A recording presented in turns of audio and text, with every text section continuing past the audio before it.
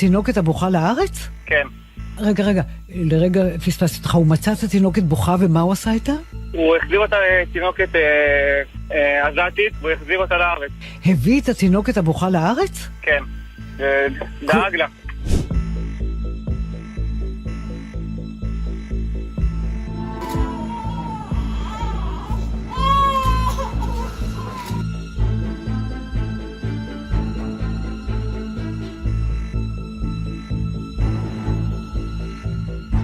אני מבינה שיש איזה סיפור על תינוקת שהוא הציל את חייה בעזה?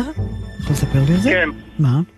הוא דיבר עם אחד החברים במהלך התקופה שלו בעזה, וסיפר שהוא באחד הבתים שהוא נכנס, הוא שמע בכי של תינוקת, והוא החליט שהוא מוצא אותה ושולח אותה לארץ.